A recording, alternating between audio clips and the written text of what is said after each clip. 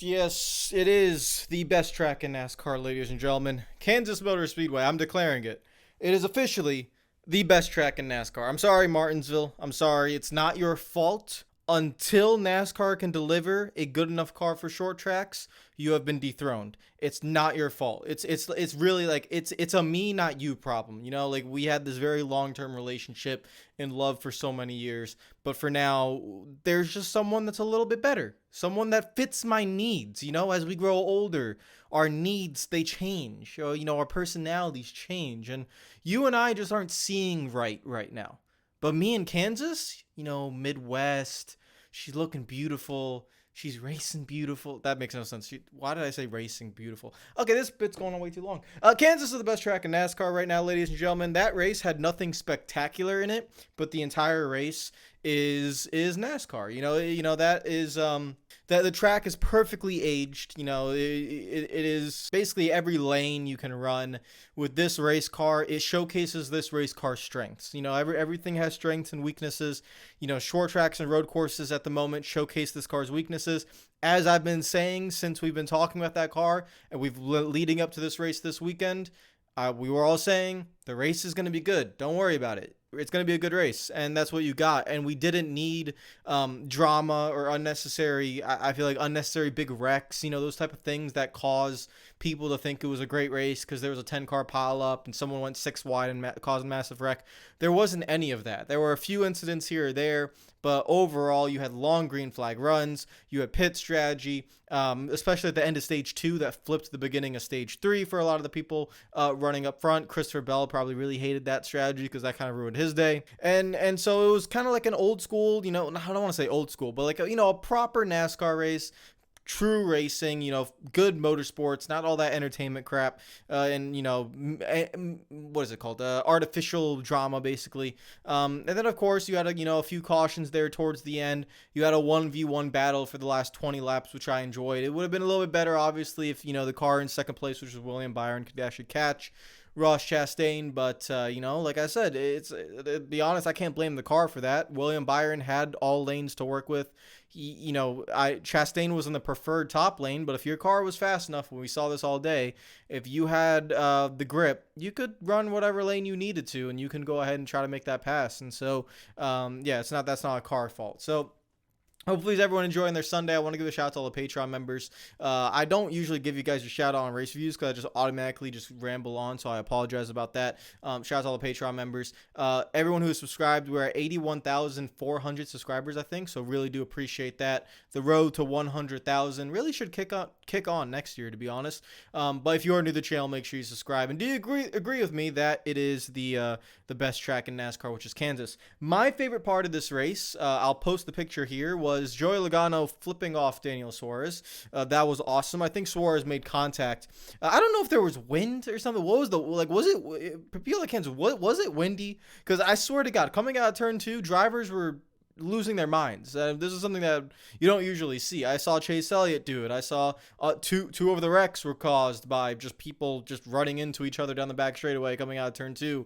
Like, what was the wind direct? Was it 20-mile-per-hour gusts? Like, was that? What was it? What was it called? The tropical storm or the hurricane that came through? Like, did the system like get to Kansas or something and it was like a 25-mile-per-hour winds or something? Because you just had people just running into each other coming on 2-2. Daniel Suarez runs into Logano and Logano just immediately, like within like half a second reaction time, just flips the bird. And yeah, that's NASCAR heritage. That right there is NASCAR heritage. It's absolutely beautiful. That's what I want to see. I hope NASCAR never ever gets rid of the what is it called, the A post? Oh, they never get rid of the A post, so that way you could stick your little hand out there and give people what you think of. Tell them you're number one. That's the best in my opinion. That right there, favorite moment of the race. In terms of the playoff guys, you know what? I just want to quickly shout out Austin Cindric. Thank you for participating in the playoffs, but your time is done. You needed a good run here at Kansas because you were going to go to 2 strong races at Talladega and the Roval if you qualify well. And, well, that did not happen. So, thank you for, participating. Really appreciate it. We'll talk about the playoff guys. I think, one guy that I should probably talk about is Alex Bowman. As you guys know, I am a Hendrick fan. Alex Bowman is the one I don't rate out of the 4 of them. I think he even knows that. Like, that's the majority of the fan base's opinion on him. And It's listen, you can disagree with the opinion, but when your teammates, specifically William Byron and Kyle Larson have won a lot of races recently. Chase Elliott has not won a lot of races in the next gen era, but he does run consistently very well. That opinion is going to happen. But Bowman has had a flawless playoff so far. He finished in sixth today. He got a ton of stage points. I think he got I think it was 12. I think it was 12 stage points, maybe more. But yeah, he's doing extremely well, making his way through the rounds, making his way through the races. Just putting together solid runs. So I want to give a shout out to Alex Bowman. Again, I don't know. Alex Bowman's fan base, again, he's a fan. He's a Hendrick driver, so he does have a lot of fans. They're very defensive of their driver, and I understand that. But there's nothing to really be defensive about. Like, tell me right now, Alex Bowman or Denny Hamlin? Okay, Denny Hamlin. Alex Bowman or Kyle Larson? Kyle Larson. Alex Bowman or Ryan Blaney? Ryan Blaney. Alex Bowman or William Byron, his teammate? William Byron. Alex Bowman or, let's say, I'm trying to think, Christopher Bell. Christopher Bell's been in the Final Four like the last 3 years. Christopher Bell. I've just named off 5-6 drivers. Like it's not a diss to your driver. It's just there's a hierarchy in terms of driver talent and success. And I'm just sorry, Alex Bowman in a premier ride is not there. So that's why it's you don't gotta get defensive of your driver. That's just the nature of the situation. Now, this playoff format allows him to, compete for a championship. He just needs to get to the Final Four. He's doing a terrific job right now. Talladega and the Roval is up next. We'll see if he can do that. Christopher Bell led over 100 laps today, but he hit the wall, I think, twice. He hit the wall in stage 2, which cost him stage points. He hit the wall also in the first stage as well, while leading, I think it was. So Bell made some uncharacteristic mistakes. I do think he was pushing the car a little bit too hard just by looking at his teammates. They were good, but I feel like Bell was getting the most out of that race car. I did not think he was the fastest car of the day. To be honest, I didn't think there was a fastest car today. I feel like the clean air was extremely important to be able to rip the wall.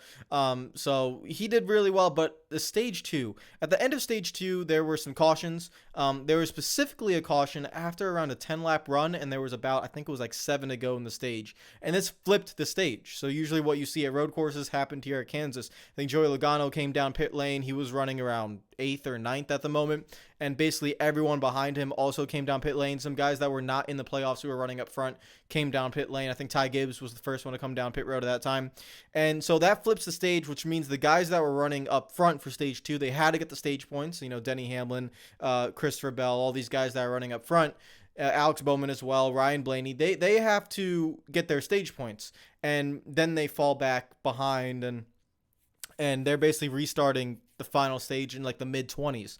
That really distorted the end of this race in terms of the running order, because someone like Christopher Bell, who was leading a lot of this race, he couldn't make his way up. He needed to do some strategy during the green flag cycle in the final stage and hopefully get a caution at the right time to get that. One guy we haven't talked about, which was Kyle Larson. In the first stage, he hit the wall, cut a tire, I think it was, and damaged his race car. So that was basically his day done. He just had to fight from there, because when he hits the wall, he definitely caused some damage to the underbody of his race car. He never had the speed that he was expecting. Kyle Larson does end up finishing today where did he end up finishing? He ended up finishing in 26th position. So when we get to the playoff standings, you will see. But like I said, last week, Kyle Larson had a mulligan.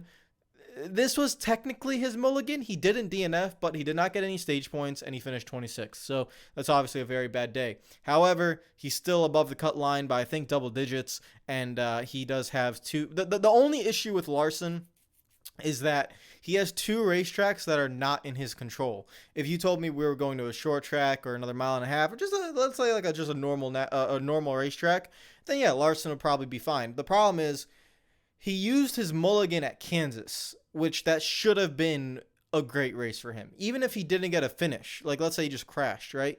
He should have gotten stage points, because you would expect him to run really well. And he did not do that today because of that early incident. So now he has to go to Talladega and to the Roval. The Roval is truly, in my opinion, the wild card of this all, mainly because if you do not qualify well, you are not getting stage points. Where you qualify will determine your day. That, like, simple as. You will not pass at the Roval. That is not happening. So, when you go to the Roval, that's the true wild card. If you end up qualifying 25th, you are screwed for the entire day. There is no way you can get track position. And even if you do have to get track position at that racetrack, you have to do something like sacrifice stage points while everyone else gets stage points. So that's not going to be good for you. So the Roval is what worries me if I'm a Larson fan, and then you have Talladega, which is Talladega. I'm recording this after I already recorded the rest of the video because I honestly forgot to talk about it, and I don't want to go through the race review without talking about it. Kyle Busch and Chase Briscoe. Kyle Busch, I didn't mention him at all. I apologize to Kyle Busch fans. Kyle Busch was leading this race. He was leading this race with 33 to go, and he was the caution with 30 to go. I apologize for not mentioning that. But, yeah, let's just talk about that real quick because it is pretty fascinating. Obviously, I feel bad for Kyle Busch, but, if you tell a race fan 8 years ago that Kyle Busch and the majority of fans feel bad for him, yeah, they think you're kind of crazy. So it's definitely a turn of events. But Kyle Busch was leading this race, battling with Ross Chastain. Like I said, it was good battle. And then he goes around the top side and he tries to pass Briscoe, who's about to go a lap down, and he needs to fight to stay on the lead lap. And Busch kind of, is ripping the wall like everyone else does, and he sees a little bit of a gap, and he kind of, goes for that gap. And Briscoe leaves enough room, or it looks like he does, and then he kind of slightly moves up and leaves. Literally, he leaves a car width, but only a car width. If you try fitting your car in there, you're gonna hit the wall anyways. And once he slid up, you might not see it, but he slides up just a tiny bit, late center of the corner, and that gets Kyle Busch's left front fender in the dirty air, and it takes the air off the nose of the car. And again, with this next gen car, if you get any air on the front, especially the front left of the car, that gets taken away, you lose basically all downforce. And it ended up wrecking Kyle Busch. And now this is just a very fascinating incident, and it's because it's a new style of racing. 15 years ago, if this happened, it probably wouldn't have happened, to be honest. But like this race car and these type of battles, yes, Briscoe doesn't put Kyle Busch in the wall. He doesn't. Kyle Busch doesn't even get next to him. But it's kind of hard to explain if you're a Briscoe fan and you're on Briscoe's side. But what Briscoe did is pretty dirty, especially to the leader of the race. I understand you're trying to stay on the lead lap, but he knew what he was doing. He was not by the wall. He gave the top up to the leader, and then he slowly but surely crowded Kyle Busch out, and Kyle, then loses the air on the nose. He knows what he's doing there, and that is a dirty move because that you're putting the guy behind you in a very precarious situation. And now you might think it's not a dirty move because there was no contact made. That's why I say it's that new era. Every incident has context around it, and this incident, you really need to understand the context around it. And at this specific track, with this car, and the fact that that is the leader of the race and you are about to go a lap down, we all understand that you have to fight as your hardest to stay in the lead lap, but that was definitely not the right thing to do. And I think Briscoe, a lot of the drivers in the garage area are going to see that, and they're going to be like, that was effed up, because the drivers know not to do that to each other.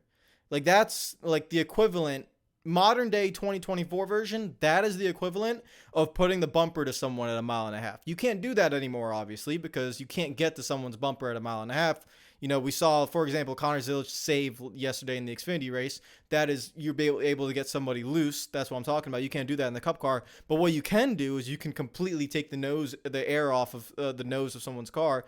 And that was a very dirty move, what Chase Briscoe did. I just wanted to quickly talk about that because it obviously played a massive part in the race. But it was that's a fascinating situation because in modern day NASCAR, it doesn't look dirty. It's like, what did Briscoe do?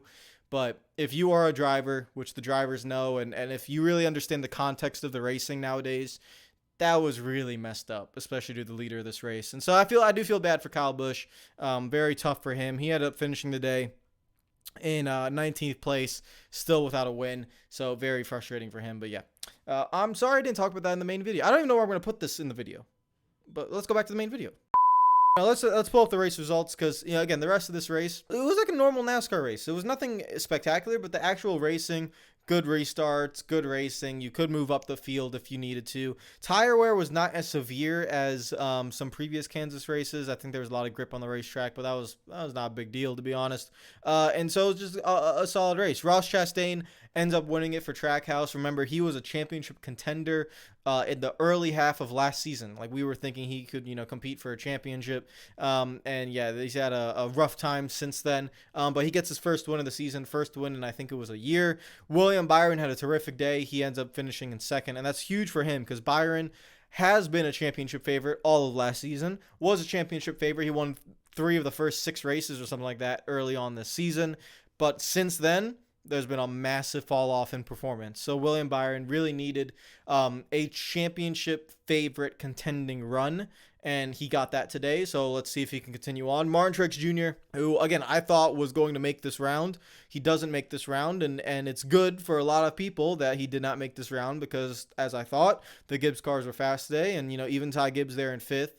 They were fast today. I think Truex, it's kind of a shame, in my opinion, that I just think it's I know it's the system, but it's just annoying that guys like Austin Cindric and Chase Briscoe, who you absolutely know are not going to do anything, and then Truex misses.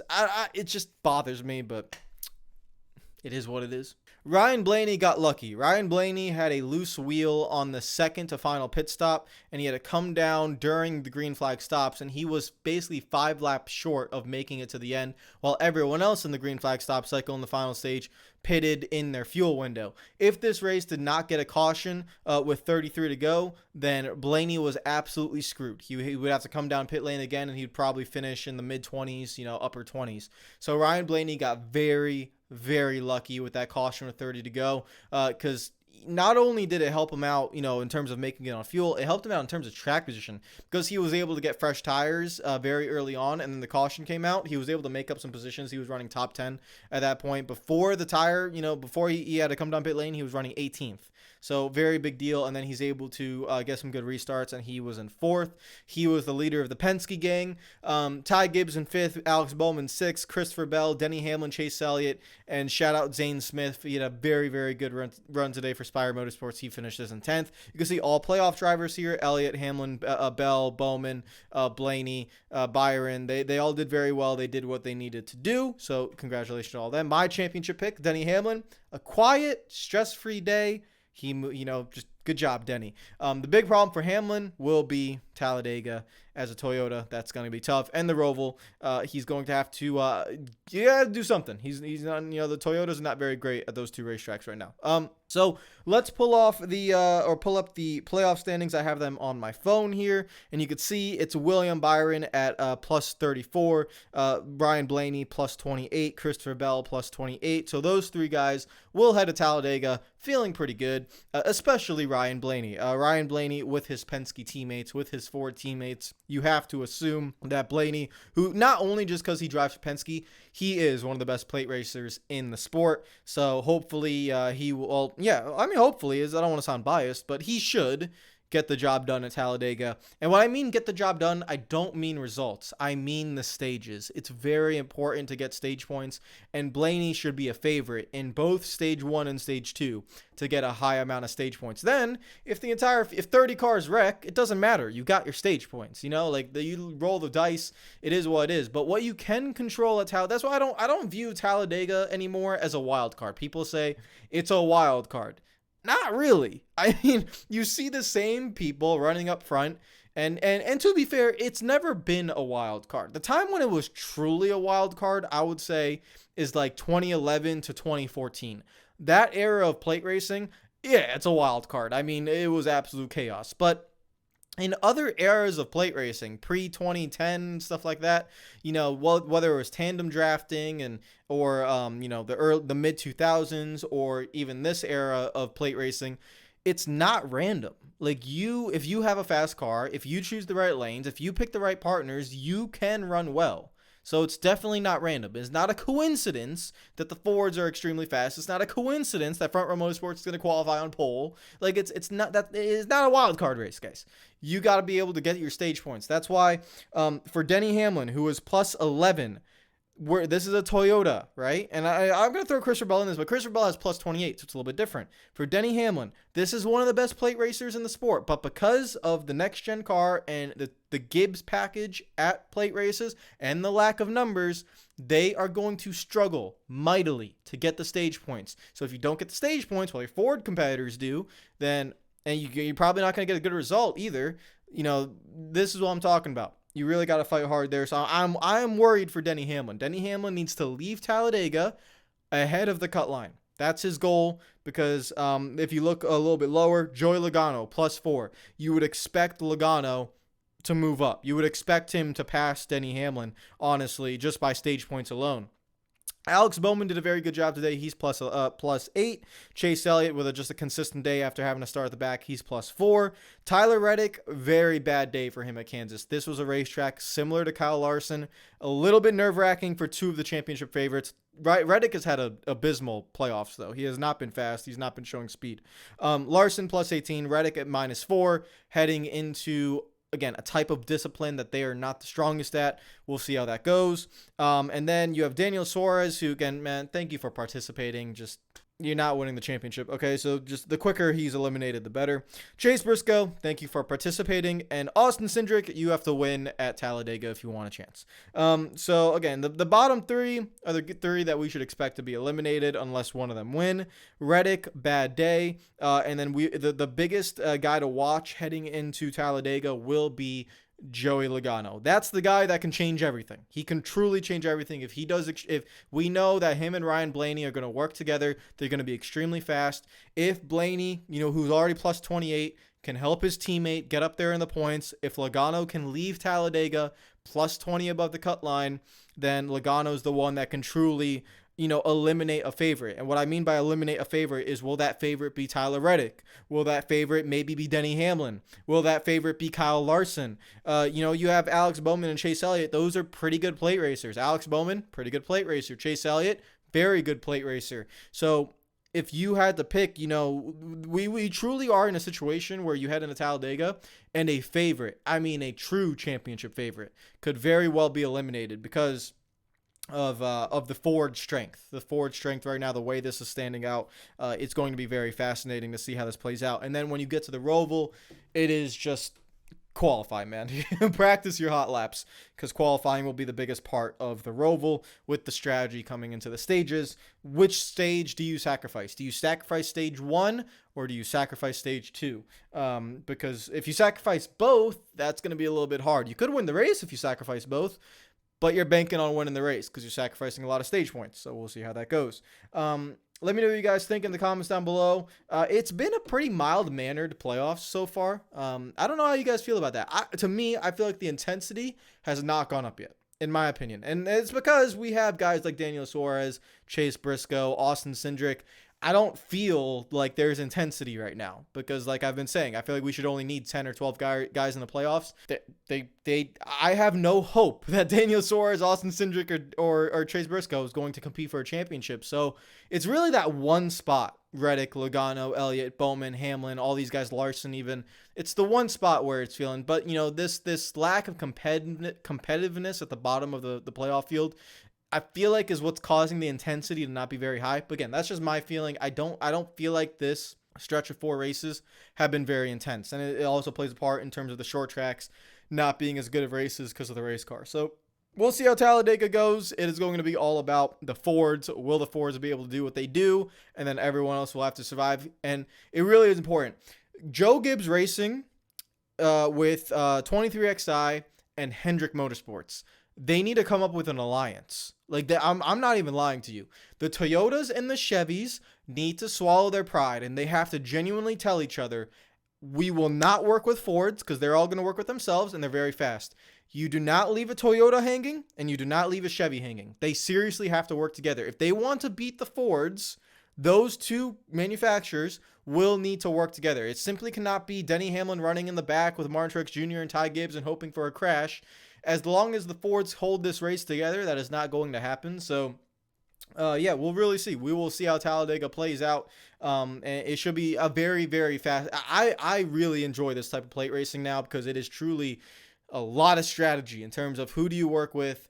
Where do you position yourself, and how aggressive do you tackle the stage racing? And that is very nice to see in what is going to be a long 188 laps next Sunday. Take care of yourselves. Enjoy the rest of your day. I will see you guys tomorrow. And yeah, follow me on Twitter and Instagram already. Subscribe if you are new. We'll have another video for you guys tomorrow. And next week will be Talladega in the chase for the cup, because I'm still going to call it that. Take care of yourselves.